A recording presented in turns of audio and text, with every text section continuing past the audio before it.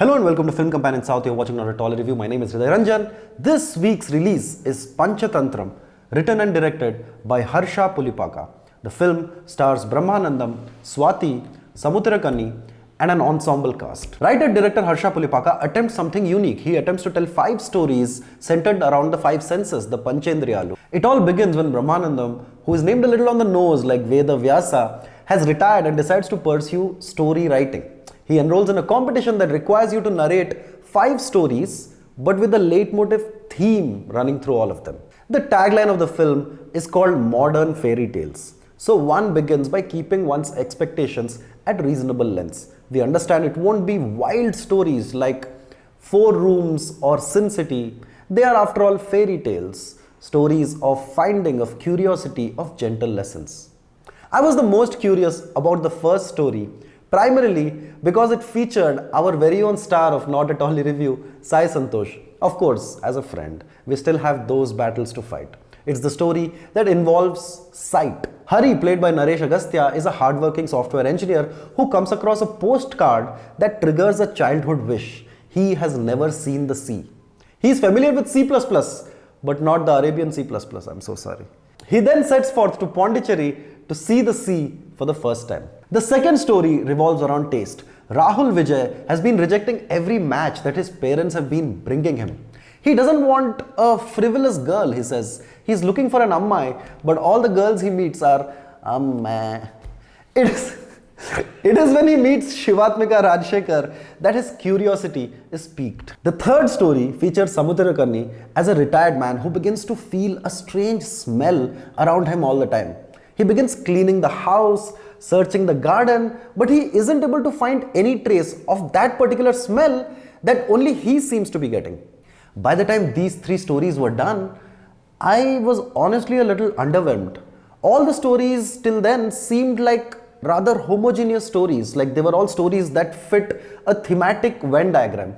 2 of them featured a retired man, 2 of them featured a pregnancy and a delivery, 2 about memories attached to senses, and they were all in urban, upper middle class homes. Thankfully, Panchathantram improves as it progresses. The 4th story features Divya Sripada and Vikas. Finally, we get a story that breaks away from the urban, colorful, posh spaces. Set in a village, this story uses a sense of touch to narrate a story about parenthood.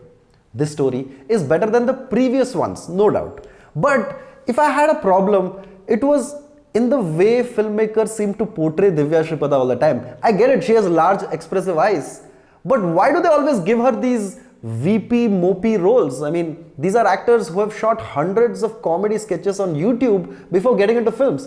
But it's like the directors, they all go, large eyes. You know what I can get from those eyes? Tears. Wow. The final story, and the one that worked the best for me, is the one that revolves around the sense of hearing. Swathi plays the co-founder of an organization that narrates stories for children. Along with Adarsh Balakrishna and Uttej, this story packs in a nice little twist in the tale and brings a sense of gravity to the characters. Uttej and Adarsh are efficient in their roles, but it is Swathi who brings in a soft sensitivity to her performance. We get to see her in flying colors, Swathi, I'm so sorry. Panchathantram works in bits and pieces. While director Harsha sticks to his resolve of delivering modern fairy tales, I wish the stories had more spirit, that they took leaps of risk or imagination. I understand that they are modern fairy tales, but even fairy tales have great life-changing conflicts. Love, marriage, kingdoms. Fairy tales need not be simplistic stories. They can also be thrilling stories. Here, most of the stories suffer from a case of weak endings. After some of the stories end, you go, what, that's it? Instead of a winning climax, we get Brahmanandam, who is explaining the moral of the story at the end. Perhaps the makers confused fairy tales as stories that do not require too much intelligence. I used to be a teacher at one point, and my class used to have different personalities, different characters. Panchathantram is the quiet, nice kid. But in the movies, noble and nice doesn't cut it for us today. We want moving, we want thrilling, we want thought-provoking stories. Panchathantram, unfortunately, doesn't have too much of all of that. Deep within, it's a collection of stories that goes beyond the usual blood, sex and gore tropes. However, it needs you to exhibit patience. In its attempt to appear clean and homely, it also ends up becoming too simplistic and infantilizes your intelligence. I understand that the films were supposed to tackle the senses, but it seems like I had COVID of all the senses, for I wasn't very moved at all. Thank you so much for watching our review of the movie Panchathantram. For more reviews, videos and interviews, please subscribe to Film Companion South. Thank you.